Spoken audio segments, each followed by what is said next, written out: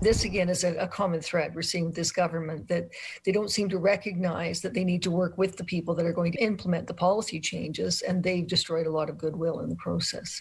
As parents prepare for Back to School Tuesday, Alberta's teachers are making their concerns known with a nearly unanimous vote of non-confidence in the Education Minister.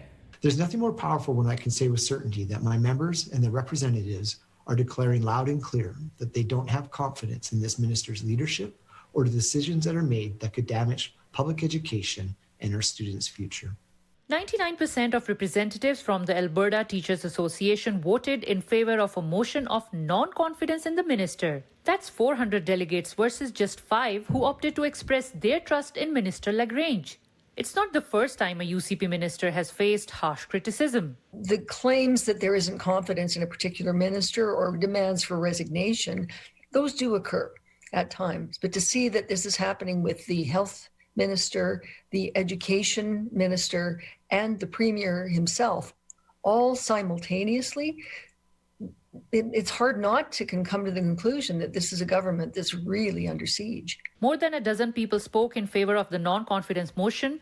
The main unifying thoughts among speakers: they feel angry and disrespected by the education minister and continue to have many concerns with the draft K6 curriculum. The association and our president have called for the draft to be halted after 57 out of 59 boards refused to pilot. And again, phone calls, letters, and emails go ignored, as do the many significant concerns we have for our students in this curriculum. Delegates said the minister can't be worked with or trusted, and they want someone who will listen to them and take their concerns seriously. In a statement to City News, Press Secretary for the Education Minister Nicole Sparrow says, "It is disappointing that the union continues to play politics with our students' education.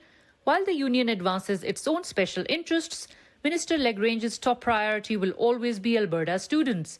We will continue to work with the education system, including the teachers' union, to ensure our students receive the world-class education they deserve." The education minister is saying that she wants to continue to get feedback from teachers. That might be an opening for some kind of change. And I think this government has to change direction on a number of policies, or they're going to continue to suffer these kinds of attacks and the low numbers in the polls.